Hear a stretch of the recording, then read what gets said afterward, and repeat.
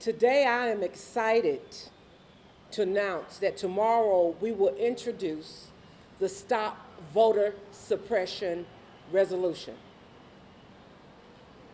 It's sponsored by me and co-sponsored by our Vice Chair,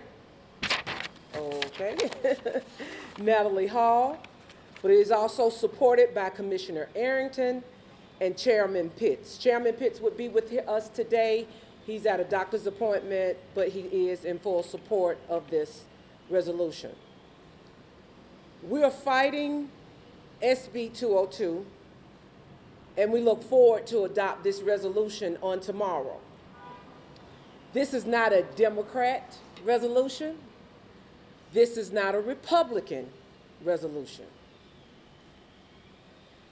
This is not a North Fulton or South Fulton, white or black, Republican, Democrat. This is a Fulton County voter protection resolution. We feel as though all of the citizens of Fulton County would be affected by this, but we know that part of this is an effort to silence the black and brown vote and marginalize the community. The resolution does four key things. First, it affirms the county's official support of H.R. 1 and H.R. 4.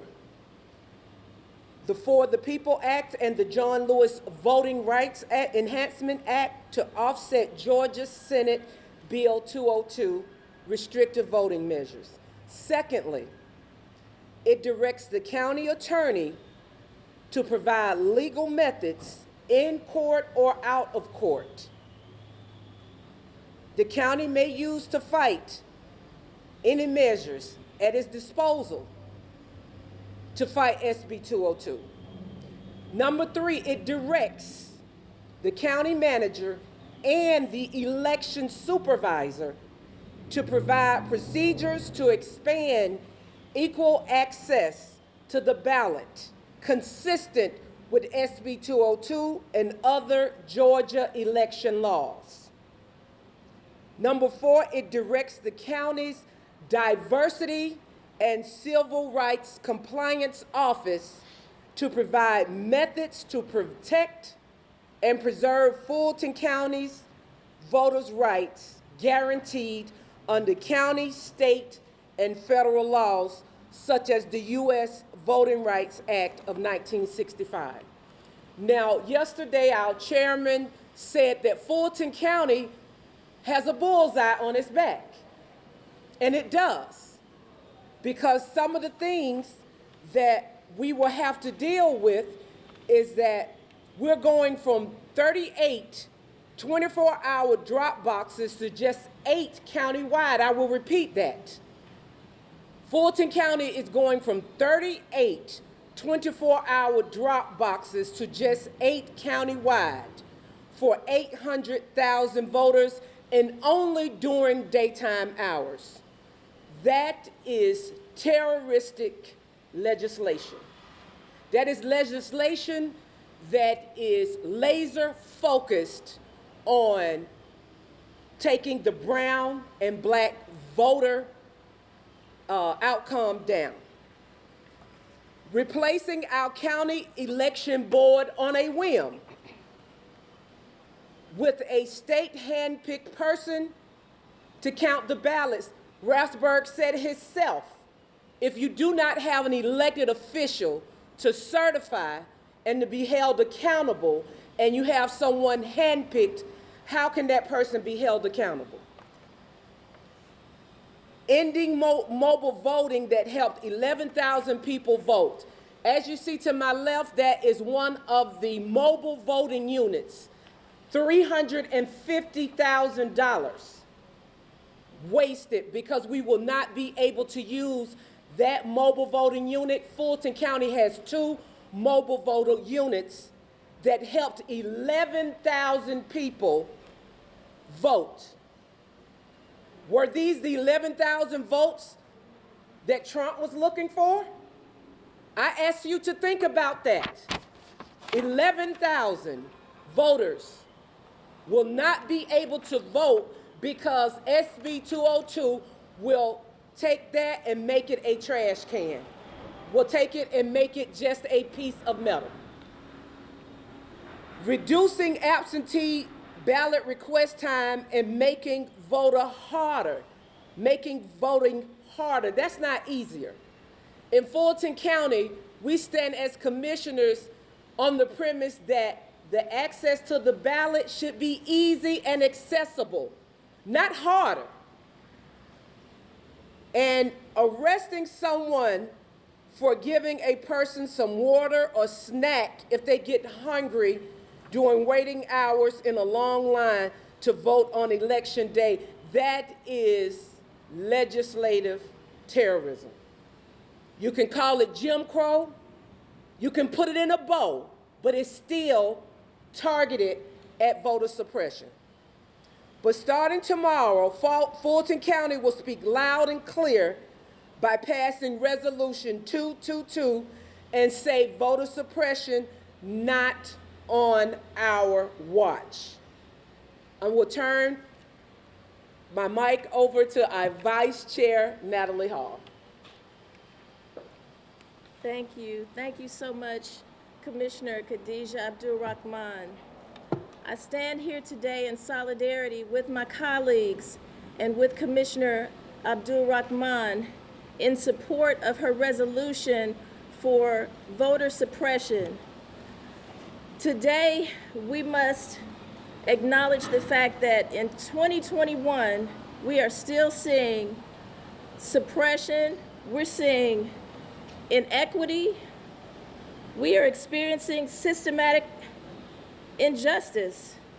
And sadly, we have to stand here today with you and create a resolution that goes against what has been put in place by our state of Georgia legislators. You know, the late Congressman John Lewis said, "Every generation leaves behind a legacy. What will your legacy be? And what that legacy will be is determined by the people of that generation." So what legacy do you want to leave behind? I know I want to leave behind a legacy of equity. And so we need to also stand in support of H.R. 1 and H.R. 4, in addition to my colleagues' resolution to help fight voter suppression. SB 202 is likely to fall under violation if they pass H.R. 4, which is the John Lewis Voting Rights Act. It will protect voters from the laws that have historically suppressed black voters, such as voter ID requirements, limited machines, and specifically targets racial discriminatory practices. H.R. 4 Act specifically targets racial discriminatory practices as it relates to voting. Think of the literacy tests of the 50s and 60s. Think of how black and brown people used to have to say their alphabet backwards just to be able to vote.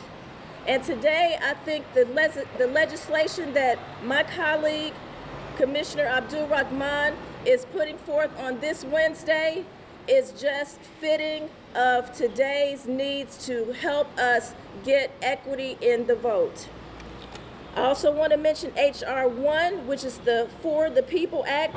We specifically need that because it will prevent voter registry purging, increase penalties for spreading false information about the right to vote, expand early and absentee voting, and restore the right to vote for felons once they have completed their sentence. So today, I want to just say to all of you, I'm proud that we stand today in solidarity for my commissioner, my colleague, my sister in service, and thank you for bringing that resolution to us for us to vote on. It is very needed, and I think that today we represent unity, and I would like to see others get behind us in unity for the equity of our people. Thank you.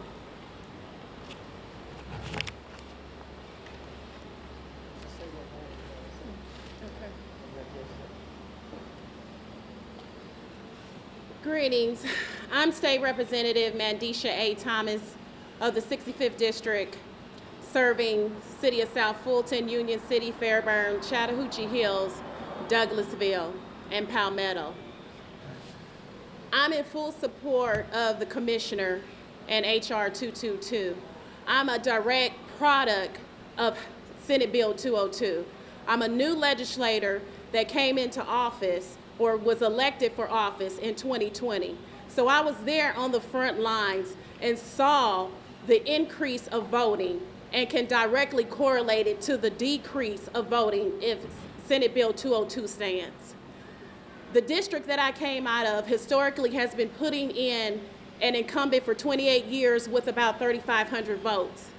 In 2020, over 14,000 people came out to vote in that district to release the incumbent and bring in some fresh, new, innovative, and aggressive leadership for the state of Georgia.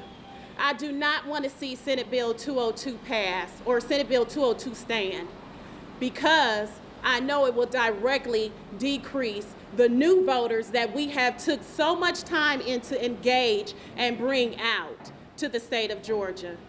Fair Fight has done so much. There's been so many people that have stood up to bring out the people, get them engaged, to know what's going on. And everyone is saying that it is suppression of the vote.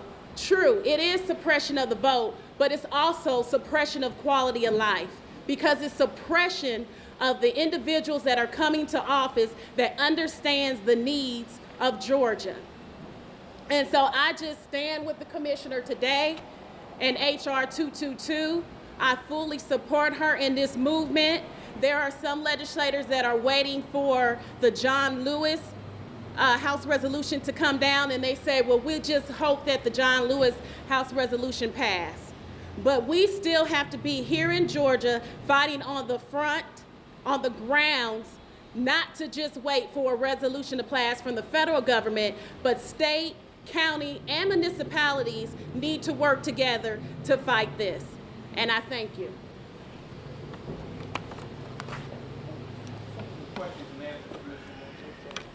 Before I take the questions and answers, I just want to close with this. My predecessor, the late Emma Darnell, would say, if not now, when? If not me, who? We are at a critical point in our history, and it is imperative that Fulton County is on the right side of history. So I say to you that we are praying, but prayer without work is hypocrisy. So we're praying hard, but we're working even harder. I will take your questions now. Do you feel that this bill and SB202, at least portions of it, was directly aimed at Fulton County? Yes, I do. I can actually give you the information. Okay, for instance, the drop boxes. We had 38. It is now 8. And what someone would venture and say, well, you go further in rural counties, and they added drop boxes in rural counties, but you decrease the boxes in the metropolitan area. Now, Stevie Wonder can see that. You cannot go and empower the rural area and disenfranchise the metropolitan area. Let's be fair across the board. So to say that this enhanced and this put in more access, you put in more access for rural Georgia, but not metropolitan Atlanta. Question, as far as the funding, this Senate Bill 202 bans private grants, counties from getting the private grants. What, as commissioners, do you plan to do about addressing the funding for elections? And that's a great question, because as the elections director, Richard Barron can no longer apply for any grants because of SB 202. But Fulton County has to fit the bill for the tab for any changes that is affected to us, which will come out of our funds. So what you're doing, you're disenfranchising the taxpayers. You're telling the taxpayers, we're not going to give you accessibility to vote, and we're going to create a bill for you at the exact same time. Because if you cannot allow Richard Barron as the election director to get grants paid for that mobile voting unit. And so now you've got $800,000 for a trash can, because that's what they have diminished it to, and we cannot allow our election director to go and get grants, so we have to find other creative funding, but at the end of the day, it affects the taxpayers. There have been at least 5 lawsuits filed against SB202 so far. The resolution authorizes the county attorney to explore options. Do you think Fulton should join any of the other lawsuits that have been filed or file its own? I think that Fulton County attorneys get paid good money. It's a whole bunch of them up there in the office, and they do a great job, don't get me wrong. But that's what their job is, to make sure that we protect the voting rights of the citizens of Fulton County. And so this resolution charges them to look for any solutions in or out of court. And so they will finally, they will come to us with that decision if we are to join the suit or not. And then speaking of funding, one of the reasons Fulton turned around its election performance from the June primary to November was a doubling of the election budget. Do you as a commissioner support increased funding for elections in the future as a way to combat any other problems in the future? Well, that's a loaded question, but I'm just going to tell you how I feel about it. You're talking about taxpayer funds. I would rather to see SB202 overturned or overruled, because at the end of the day, SB202 is telling all 159 counties, not just us, this is what you've got to do, but you've got to do it with your budget. And so it may increase not just Fulton's, but all the counties across the board's budget, which will be a burden on the taxpayer. And so this bill in itself is unfair because it will increase the taxpayer burden, but removes us as having the final say-so on what we need to do with the taxpayer dollars. And so in that retrospect, I will tell you, this bill will cause an across-the-board increase in all the counties in order to implement it. But they're not going to give the counties the budget or the money to do it. In SB202, do you support the idea of all voters presenting identification when ID is used for so many things like getting on an airplane or visiting a doctor? In this case, they want ID to be presented to vote. How do you feel about that? I don't have a problem with ID. This is what I have a problem with. SB202 is a solution looking for a problem. We actually found it was 0.37%. And those 3 small counties, very minute. And so I would tell you yes to that question if you would show me proof that it was a problem. If it's not a problem, why does it need to be resolved? And so I don't have a problem with the ID, but I have a problem with the ID being used to disenfranchise. Because many of us here, we can go and get ID. We don't have problems that some of the constituents in my area don't have access to the internet, don't have access. You have senior citizens that are trying to get their birth certificates, that are trying to get Social Security cards. What I say to you today is we should never use an item to disenfranchise anybody. Equal and fair access to voting should be accessible, not harder. How concerned are you about a possible state takeover of the election director position? I'm very concerned about that. Because at the end of the day, politicians should not choose their voters. The voters should choose who they want to serve. And so if the state takes a takeover, and we know the legislation is Republican-led, then they can handpick the person that is not elected to make the final decisions. And then with a county as big as Fulton County, up until recently, with this legislation, it requires us to have early voting that weekend before the election. In our history, we've never had to do that.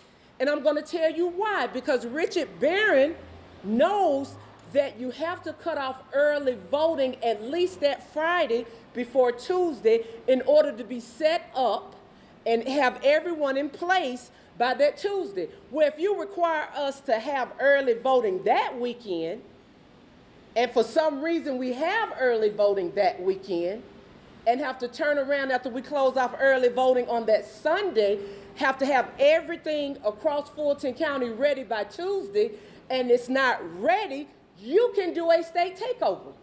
So you are setting us up for failure. And you're doing the exact same thing for the other 158 counties. The elections department of all the counties know what they're doing. There was no fraud. And to have a state takeover means the state is choosing the voters and not letting the voters choose who they want in office. You said this isn't a white flag north-south Fulton or Democrat or Republican issue, but none of the white Republican and north-side commissioners are here. Were they invited to take part? Yes, What did they say? Well, unfortunately, I was not able to get back in touch with them in a timely manner, but they were all made aware of it, and they received an invite to come. And I don't want to say that them not being here does not show support, because they were all made aware of it, and as well as Commissioner Arrington is in court today, Chairman Pitts had a doctor's appointment. So I want to give them the same fairness that I have given the other commissioners. Any other questions? You all have a wonderful day. Oh, I'm sorry, you gonna close it out? Okay, you all have a wonderful day. Just want to remind them about this page. Remind them about it. Oh, yes, I'm sorry. As a reminder, citizens who wish to speak up about the resolution have until 9:50 a.m. tomorrow morning to register online to speak via Zoom, or they can email their comments and have them read by the clerk during the public comment part of the meeting at 10 a.m. Thank you.